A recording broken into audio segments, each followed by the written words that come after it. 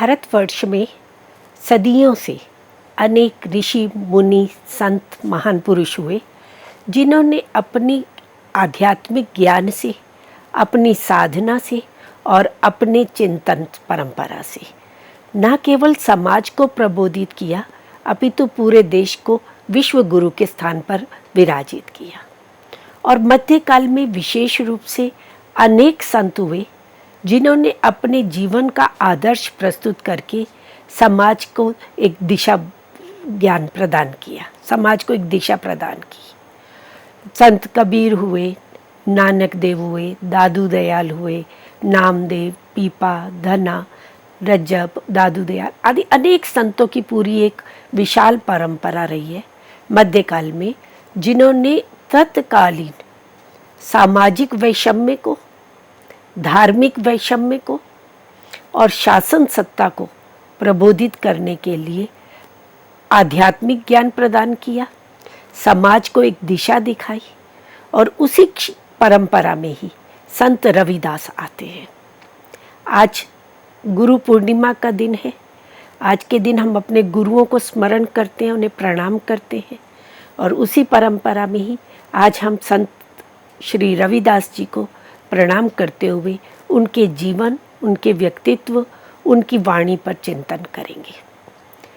संत रविदास मध्यकालीन युग चेता संत रहे हैं,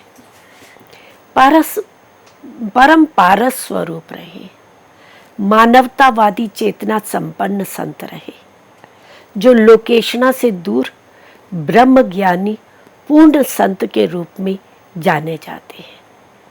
संत रविदास यद्यपि निम्न वंश में उत्पन्न हुए, निम्न जाति में उत्पन्न हुए, परंतु उन्होंने अपने विचारों से, अपने चिंतन से, अपने आचरण से समाज में एक नया आदर्श प्रस्तुत किया। वह एक व्यक्ति के रूप में नहीं, एक संस्था के रूप में ही जाने जाते हैं, जिन्होंने समाज को दिशा दिखाई, समाज का पथ प्रदर्शित किया। 15वीं शताब्दी के मध्य के संत हैं ये। और वह वातावरण अगर हम देखें, उस परिवेश को देखें, तो मुगलों का शासन था और शासक वर्ग अपने धर्म को समाज में लाने के लिए प्रयासशील था। अनेक अत्याचार सामान्य जनता पर किए जाते थे और समाज की ऐसी स्थिति थी कि समाज विभिन्न जातियों में, वर्ण व्यवस्था में बटा हुआ था। जो प्रारंभ में भारतवर्ष में वर्ण व्यवस्था कर्म पर आधारित थी, वे मध्यकाल तक आते आते जन्म पर आधारित हो गई, जिसके कारण ऊंच नीच का भेदभाव चरम पर हो गया। जनता एक ओर शासक वर्ग के अत्याचारों से पीड़ित थी, संत्रस्त थी, और दूसरी ओर समाज में निम्न वर्ग उच्च वर्ग द्वारा किए गए भेदभाव से, उनके द्वारा की गई प्रताड़ना से भयभीत भी था, संत्रस्त भी था और व्याकुल भी था, उद्विग्न भी था। उनका जीवन बड़ा संघर्षमय हो गया था। ऐसी दीन असहाय दशा में वह आत्महीनता की कोटि तक पहुंच गए थे। तो ऐसे में निम्न वर्ग से ही अनेक संत आए। जैसे कबीर बुनकर थे, जुलाहा वृत्ति के थे। दादू दयाल गुजरात में धुनिया थे।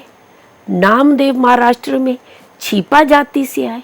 ऐसे ही धना जाट थे। तो विभिन्न संत निम्न कुल से आकर के भी उन्होंने समाज में इस वैषम्य को दूर करने का सत प्रयास किया और समाज को एक नई दिशा दिखाई। अब हम बात करेंगे मित्रों संत रविदास के जीवन परिचय को लेकर के। वास्तव में हमारी जितनी भी महान विभूतियां मध्यकाल में हुई, किसी ने भी अपने विषय में, अपनी वाणी में कुछ नहीं कहा। उनके जन्म कहाँ हुआ, उनका जन्म कब हुआ, किस स्थान पर हुआ, उनके माता पिता कौन थे, उनकी जाति क्या थी, उनका जीवन कैसे था, तो वे अपने विषय में कुछ नहीं कहते हैं। तो अब परवर्ती काल में जब इन संतों के विषय में, इनके जीवन के परिचय को जानने का प्रयास किया गया, तो अनेक शोध किए गए। अनेक विद्वानों ने अंतः साक्ष्यों के आधार पर, बहिर्साक्ष्यों के आधार पर उनके जन्म स्थान, माता पिता, उनके गृहस्थ जीवन आदि के विषय में शोध कार्य किया, परंतु उसे हम प्रामाणिक रूप से सही नहीं कह सकते हैं, उसकी प्रामाणिकता सिद्ध नहीं की जा सकती है। चाहे वे कबीरदास हो, तुलसीदास हो, संत रविदास हो, सभी के जन्म को लेकर के, उनके मृत्यु काल को लेकर, उनके विषय में प्रामाणिक रूप से नहीं कहा जा सकता। जहाँ तक उनकी वाणी की बात करें तो उनकी वाणी में कुछ एक साक्ष्य मिलते हैं जो ये बताते हैं कि वो किस जाति के थे। उनका जन्म कहाँ कब हुआ इसके विषय में कोई परिचय नहीं प्राप्त होता है। तो बहिर्साक्ष्य के रूप में विद्वानों ने तत्कालीन समकालीन रचनाकारों की रचनाओं से जाना, या उस समय के जो ऐतिहासिक तथ्य उपलब्ध होते हैं उनके आधार पर इनके जन्म स्थान को और जन्म को निश्चित करने का प्रयास किया। श्री नाभादास जी द्वारा श्री भक्तमाल की रचना की गई, जो 16वीं शताब्दी की रचना है, उसमें उन्होंने संत रविदास का परिचय प्रस्तुत किया। ऐसे ही रविदास जी के जो संप्रदाय है, उस संप्रदाय में जो उनके अनुयायी थे, उनके जो विभिन्न से शिष्य आदि थे, उन्होंने उनके विषय में जो लिखा भविष्य पुराण में, रविदास परिचय आदि में, उनके आधार पर उनके जन्म और जन्म स्थान आदि के बारे में अनुमान लगाया जाता है। संप्रदाय की बात करें तो संप्रदाय के अनुसार इनका जन्म 1433 विक्रमी संवत माघ पूर्णिमा रविवार के दिन हुआ। ईसवी सन की बात करें तो ये 1376 ईसवी सन पड़ता है, और उसमें दोहा भी मिलता है 1433 की माघ सुदी 15 दुखियों के कल्याण हित प्रगटे सो रविदास। तो अभी भी वर्तमान में भी जो संत रविदास के संप्रदाय के जो अनुयायी हैं, विभिन्न उनके शिष्य हैं, वह माघ पूर्णिमा को ही उनका जन्म दिवस मनाते हैं, उनकी जयंती मनाते हैं और मेला लगता है। विशेष रूप से चित्तौड़ में कुंभ श्याम का मंदिर है जहाँ रविदास की छतरी बनी हुई है, वहाँ मेला लगता है। इसी तरह से मांडूर में जहाँ उनका जन्म स्थान माना जाता है, वहाँ भी मेला लगता है। तो माघ, जब रविदास जी का जन्म हुआ उस समय माघ पूर्णिमा के दिन रविवार था, तो इसलिए इनका नाम रविदास पड़ गया। और स्थानीय भेद के कारण रविदास, रैदास, रुईदास, रूदास, इस तरह से अनेक उनके नाम के विभिन्न पाठ भी मिलते हैं, पर अधिकांशतः रविदास और रैदास ये दो नाम ही प्रसिद्ध हैं। मित्रों, आप अधिकांशतः पुस्तकों में देखेंगे कहीं संत रैदास लिखा हुआ मिलेगा और कहीं संत रविदास लिखा हुआ मिलेगा। दोनों वास्तव में एक ही है। स्थानीय भेद के कारण तत्सम रूप रविदास है और तद्भव रूप रैदास है। जैसे यहाँ प्रगटे श्री रविदास कहते हैं, उनके पदों में कहीं आप देखेंगे वहाँ रैदास भी लिखा हुआ मिलेगा। इसी तरह से जन्म स्थान की बात करें तो जन्म स्थान को लेकर के भी विद्वानों के 3 मत हमें देखने को मिलते हैं। एक विद्वानों का मत है कि वे राजस्थान में मांडवगढ़ या मंडावर में उत्पन्न हुए थे। इसके विषय में वे कई प्रमाण भी प्रस्तुत करते हैं कि चित्तौड़ में जो कुंभ श्याम का मंदिर है वहाँ रविदास की छतरी मिलती है, और इसके अलावा रविदास कुंड है वहाँ पर, और राजस्थान में ही उनका जन्म हुआ मांडवगढ़ में, ये मत वाले मानते हैं। इसी तरह से एक और विद्वानों का मत है जिन्होंने उनकी विभिन्न हस्तलिखित प्रतियों के आधार पर उनके संप्रदाय की विचारधारा के अनुसार उनका जन्म काशी के समीप मांडूर अथवा मंडुआडीह में मानते हैं।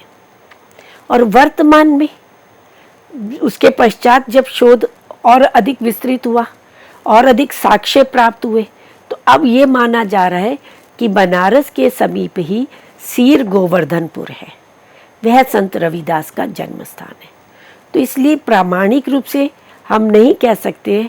मुख्य रूप से दो ही मत अधिक प्रसिद्ध है, एक काशी के समीप मांडूर या मंडुआडीह और दूसरा बनारस के समीप गोवर्धनपुर, कि यहीं संत रविदास जी का जन्म हुआ था।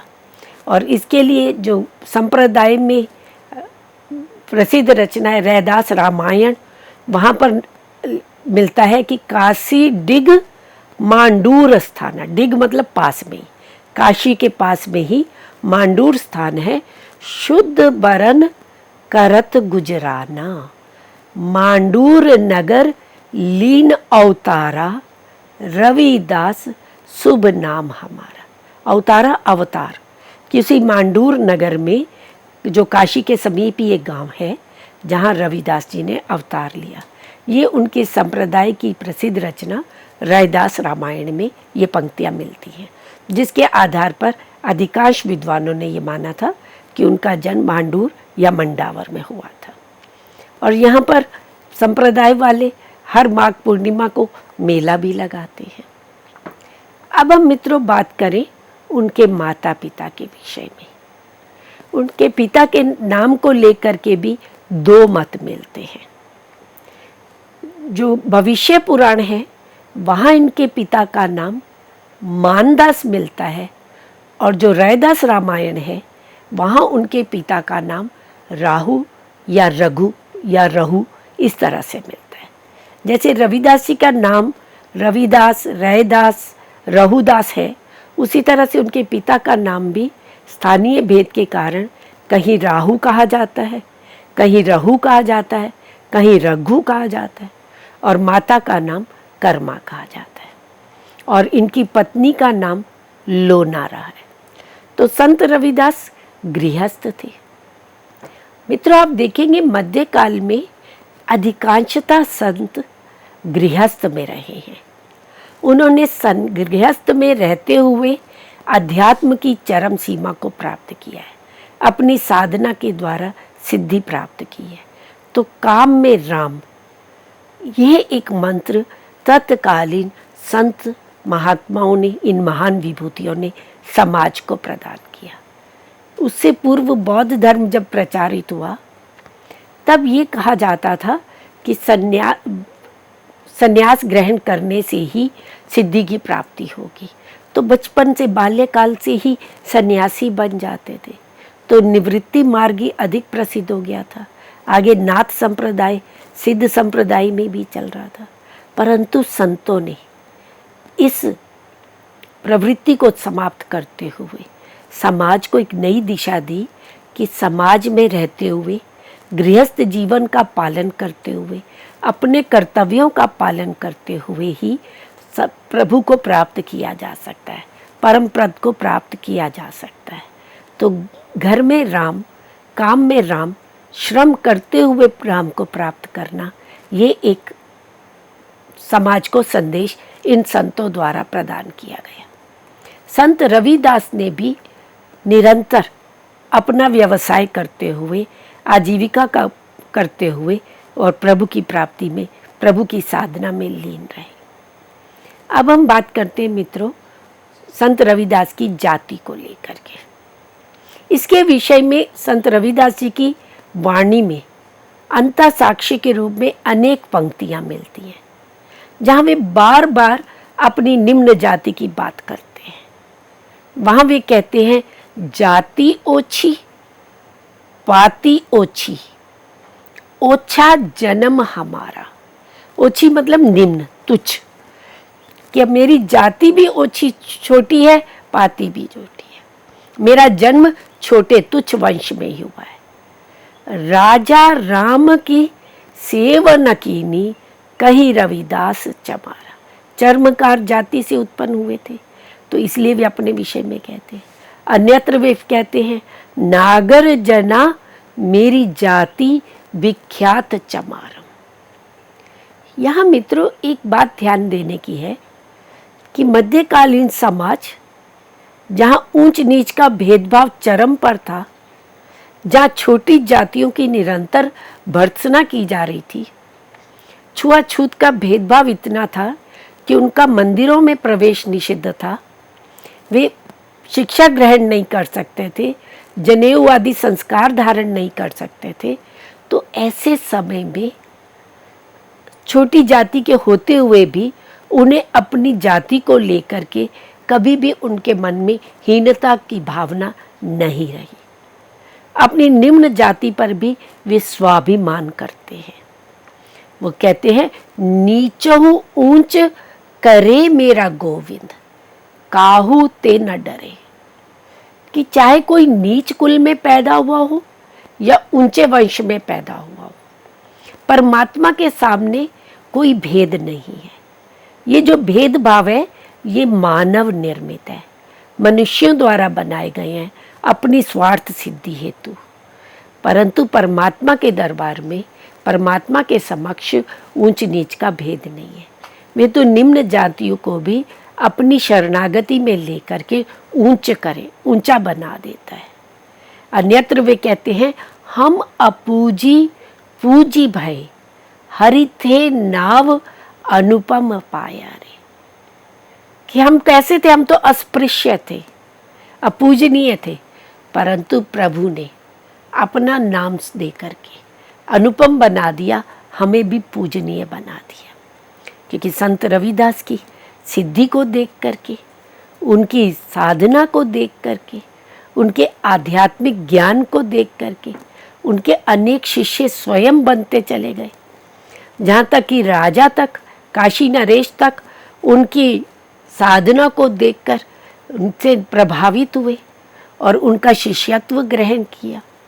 तो इसीलिए वे कहते हैं, हम अपूजी पूजी भय, हरि थे नाव अनुपम पाया रे। इस तरह से वे बार बार स्वयं को तुच्छ जाति का कहते हैं, परंतु कहीं भी हीनता का भाव नहीं रखते हैं। और साथ साथ वे छोटी जाति का बता करके जो उच्च कुल के, जो तथाकथित उस समय के पुरोहित पंडाती थे, उनको सचेत करते हैं, उनको चेतावनी भी देते हैं। वो कहते हैं, हम अपराधी नीच घर जन्मे, कुटुंब लोग करे हासी रे। कहे रविदास राम जप रसना, काटे जम की फांसी रे। कि प्रभु का नाम जप करने से ये जो जन्म मृत्यु का फांसी है, जन्म मृत्यु का जो बंधन है, वे समाप्त हो जाता है, परम पद की प्राप्ति हो जाती है। चाहे हमने पिछले जन्म में कुछ अपराध किए होंगे जिसके कारण हमारा जन्म नीच कुल में हुआ, निम्न कुल में हुआ और लोगों के उपहास का, लोगों की हंसी के पात्र भी बने, परंतु इस जन्म में प्रभु का नाम स्मरण करके, राम जप करके अपने आपको मुक्ति प्रदान करेंगे। उस जन्म मृत्यु के बंधन से, उस फांसी से मुक्त हो जाएंगे। तो इसलिए कोई किसी भी वंश पे उत्पन्न हुआ हो, चाहे वे निम्न कुल में उत्पन्न हुआ हो या उच्च कुल में उत्पन्न हुआ, उस जन्म का कुल जो है वो प्रधान नहीं है, उसका आचरण, उसके कर्मों की प्रधानता है। यदि वे नाम जप करता है, प्रभु का स्मरण करता है, यदि वे साधना के उच्चतम श्रेणी तक पहुंचता है, तो वह सम्माननीय है, वह पूजनीय है। अब हम बात करते हैं मित्रों उनके गुरु को लेकर के, क्योंकि बद्ते काल में बिना गुरु के गति प्राप्त नहीं हो सकती, ऐसी मानना थी। संत कबीर भी अपने विषय में कहते हैं कि उनके प्रारंभ में कोई गुरु नहीं थे और उन्हें निगुरा कहकर चिढ़ाया जाता था, और फिर बाद में उन्होंने रामानंद जी को अपना गुरु बनाया। और रामानंद जी का मध्य युग में और विशेष रूप से उत्तर भारत में बहुत अधिक प्रभाव था। उत्तर भारत में उन्होंने समाज को प्रबोधित करने के लिए, समाज में ऊंच नीच के भेदभाव को समाप्त करने के लिए, सब में समता भाव जगाने के लिए उपदेश दिए। और उन्होंने जो शिष्य बनाए उनमें अधिकांश शिष्य छोटी जाति के भी थे। कबीर भी रामानंद के शिष्य थे और संत रविदास भी स्वयं को रामानंद के शिष्य कहते हैं। यद्यपि संप्रदाय के अनुसार, रविदासी संप्रदाय के अनुसार रविदास जी के कोई गुरु नहीं थे। वे रविदास जी को जगत गुरु कहते हैं कि परमात्मा ही उनके गुरु थे, कोई मानुष गुरु नहीं थे। परंतु नाभादास जी के श्री भक्तमाल में रामानंद जी के शिष्य के रूप में रविदास का नाम आता है। इसके साथ ही रविदास जी की अपनी वाणियों में अनेक पंक्तियां मिलती हैं जहां वे रामानंद को अपना गुरु कहते हैं। श्री भक्तमाल में कहा गया है, अनंतानंद कबीर सुखा सुर सुरा पद्मावती नरहरि, पीपा भवानंद रैदास धना सेन सुरसुरी की धरहरी, औरों शिष्य प्रशिष्य एक ते एक उजागर। तो 12 शिष्यों में रैदास का नाम भी आता है, कबीरदास का नाम भी आता है, धना का नाम भी आता है, सेन का नाम भी आता है। और रामानंद के शिष्यों में पद्मावती स्त्री का नाम भी आता है, क्योंकि उस समय स्त्रियों को शिक्षा प्रदान करने का या आध्यात्मिक ज्ञान प्राप्त करने का अधिकार नहीं था। पर स्वामी रामानंद जी ने इस परंपरा, इस रूढ़ी को भी तोड़ते हैं और वे स्त्रियों को भी शिक्षा प्रदान करने के हिमायती पक्षधर रहे हैं। तो श्री भक्तमाल में रैदास जी के गुरु के रूप में श्री रामानंद जी का नाम आता है। इसी तरह से कबीरदास की वाणी में संत गुरु रविदास वाणी, जिसका संपादन डॉक्टर बीपी शर्मा जी द्वारा किया गया है, उसमें अनेक पंक्तियां मिलती हैं जहां वे रामानंद जी के प्रति आभार भी प्रकट करते हैं, उन्हें अपने गुरु के रूप में सम्मानित भी करते हैं। कहते हैं, पतरी नाव खेवटिया गुरु रामा। गुरु रामा, ये रामानंद जी के बारे में कहा गया कि गुरु रामानंद जी जो है वो मेरे लिए खेवट बन कर के आए और मेरी इस संसार की नाव को पार लगाया। नाम लेत ही तरी है, उनका नाम लेते ही इस संसार सागर से उद्धार हो जाता है। एक अन्य स्थान पर वे कहते हैं, रामानंद मोहि गुरु मिलिया पायो ब्रह्म बिसास, कि मुझे रामानंद के रूप में गुरु मिल गए जिनसे मुझे ब्रह्म की प्राप्ति हो गई। राम नाम अमीरस पियो, और उनकी कृपा से ही, उनके ज्ञान प्रदान करने से ही मुझे राम नाम का अमृत रस प्राप्त हुआ, और जिसको पी करके रैदास ही भयो पलास। इससे रैदास जो हैं वे आध्यात्मिक ज्ञान को प्राप्त कर पाए, उनका उद्धार हुआ। तो इसलिए वे रामानंद जी के प्रति अपना आदर भाव प्रकट करते हैं, उनके प्रति सम्मान का भाव प्रकट करते हैं। तो इसलिए रविदास वाणी के अनुसार उनके गुरु और भक्त नाम माल के अनुसार उनके गुरु स्वामी रामानंद स्वीकार किए जाते हैं। अब हम मित्रों बात करें संत रविदास जी की शिक्षा और ज्ञान प्राप्ति के विषय में। संतों ने कोई औपचारिक शिक्षा प्राप्त नहीं की थी, किसी विद्यालय आदि में जाकर के शिक्षा ग्रहण नहीं की थी। चाहे संत कबीर हो, चाहे दादू दयाल हो, चाहे नामदेव आदि संत हो, संत रविदास आदि, पुस्तकीय ज्ञान का तो उन्होंने विरोध किया है और उनको ज्ञान की प्राप्ति वास्तव में गुरु की कृपा से प्राप्त हुई, संतों के समागम से प्राप्त हुई। जैसे जैसे वो संत संगति में गए, संतों से समागम प्राप्त किया, उनसे ज्ञान की प्राप्ति हुई, तो उनके भीतर आध्यात्मिक चेतना, आत्म चेतना जागृत हुई। और परिवेश से, अपनी अंतः प्रेरणा से उन्होंने ज्ञान की प्राप्ति की। आत्म साधना करके, आत्मलीन होकर के, आत्मानुभव से उन्हें पर उस दिव्य ज्ञान की प्राप्ति हुई। और सभी संत भ्रमणशील रहे, किसी एक स्थान पर कभी टिककर नहीं बैठे। गुरु नानक देव जी, उनकी तो यात्राएं प्रसिद्ध है, उदासी नाम से जानी जाती हैं। जिन्होंने जो केवल भारत में ही नहीं, भारत से बाहर कांधार आदि तक, अफगानिस्तान तक उन्होंने यात्राएं की। और यात्रा करने का उद्देश्य होता था विभिन्न स्थानों पर जाकर के सामाजिक रूढ़ियों का, जड़ परंपराओं का खंडन करना, समाज को प्रबोधित करना, समाज को सही मार्ग प्रदर्शित करना। इसीलिए वे विभिन्न स्थानों पर जाते थे और वहाँ जड़ विकृतियों को दूर करने का प्रयास करते थे और समाज को दिशा दिखाते थे।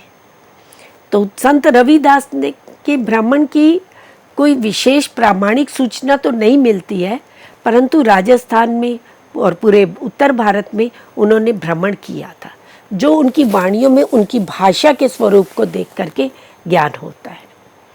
उन्होंने आध्यात्मिक एवं आत्म अनुभव को विशेष महत्व दिया, पुस्तकीय ज्ञान को महत्व नहीं दिया।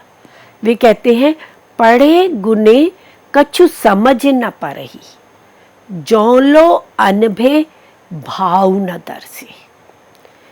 कि पढ़े गुने, केवल औपचारिक शिक्षा प्राप्त करने से, पढ़ने गुनने से कुछ समझ नहीं आता है।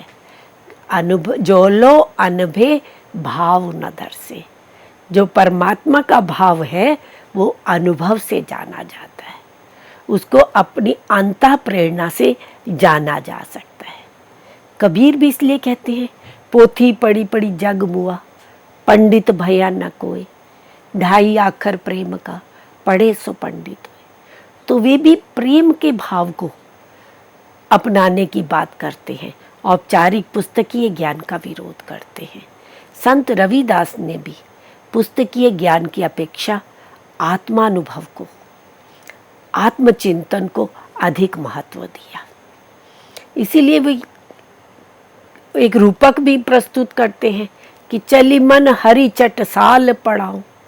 चटसाल पाठशाला के लिए, विद्यालय के लिए आता है कि हे मन चल, मैं तुझे हरि की पाठशाला में पढ़ाता हूँ। गुरु की साटी ज्ञान का अक्षर, बिसरे तो सहज समाधि लगाओ। तो पूरा एक रूपक प्रस्तुत करते हैं जहाँ वे आध्यात्मिक ज्ञान कैसे प्राप्त किया जा सकता है, गुरु की कृपा से, आत्म साधना से, भाव समाधि लगाकर, सहज समाधि द्वारा उस प्रभु की प्राप्ति संभव हो सकती है। तो इस तरह से उन्होंने शिक्षा कोई औपचारिक ना प्राप्त करके अपनी प्रतिभा के द्वारा, सहज प्रतिभा के द्वारा, आत्मानुभव द्वारा उस परम ज्ञान की प्राप्ति की थी। अब हम रविदास जी के व्यवसाय की बात करें तो उन्होंने अपने पैतृक व्यवसाय जूता बनाने को ही आजीवन अपनाया। जाके कुटुंब सब ढोर ढोवंत, फिर ही अजहूं बनारसी आस पासा, आचार सहित विप्र करही दंडौती, तिन तने रविदास दासानुदासा। वो उनका पैतृक व्यवसाय था। जो पशु मृत होते थे उनकी खाल से चमड़ा उतार करके उनके जूते बनाया करते थे। तो वही जूता बनाने का, जूते गांठने का कार्य संत रविदास भी करते रहे हैं। और उसी के साथ साथ उन शरीर से, हाथ से वे जूता बनाने का कार्य करते थे और मन उनका निरंतर प्रभु के सिमरन में, नाम जप में ही लगा रहता था। तो अभी हमने संत रविदास जी के जन्म, उनके जन्म स्थान, उनके गुरु, माता पिता, उनके व्यवसाय, जाति आदि के विषय में चर्चा की। इस चर्चा को अपने अगले व्याख्यान में हम आगे बढ़ाएंगे। धन्यवाद।